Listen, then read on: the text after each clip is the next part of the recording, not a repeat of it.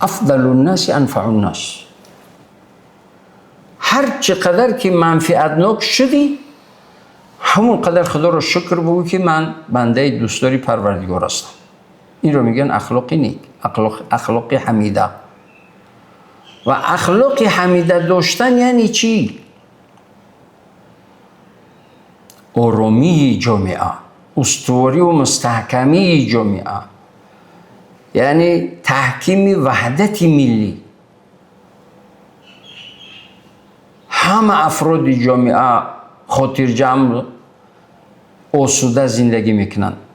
خدا نشان ندهد حالا اگر یک ظالمی، یک اوباشی، یک بدرفتاری، یک بدکرداری اگر در خانه یا در محل یا حتی در جمهوری غارتگری اگر با وجود بیاید، همه پریشان است، همه در تشویش است.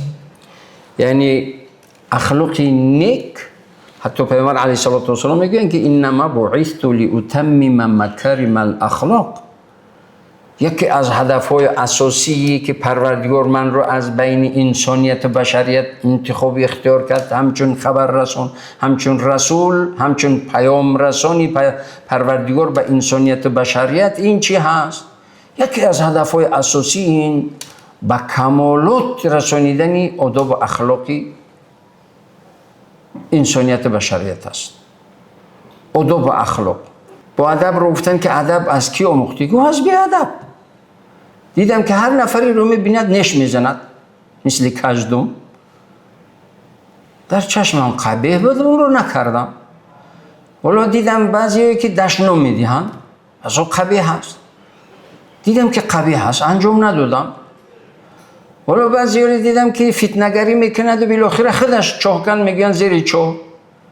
در چاه کنده خودش میرود میافتد. نکندم چاه. ولی یکی از صحابی‌ها میگه که لولا الاسلام لمکرت مکرا لما طاقت العرب. اگر از خدا نمیترسیدم، از عذاب قبر نمیترسیدم، این همه آگاه نمیبودم، فتنه هایی میکردم که عرب طاقتش رو نمیکرد. چقدر کشورها سوخته ایستادن از مکر حیله و فتنه و نیرنگ، یعنی اون فتنه‌گران و بدخواهان و نیرنگ بازان، بازینگران که با جان انسان ها، با جان انسان، با جان عزیزی جوانان بازی میکند. هزارها جان عزیزی جوان رو طمع، قربانی، بدخواهی خود میکند. در اینجا باید که جوان ها هم آگاه باشند که فریفته یعنی همون گروه های بدخواه هم نشوند.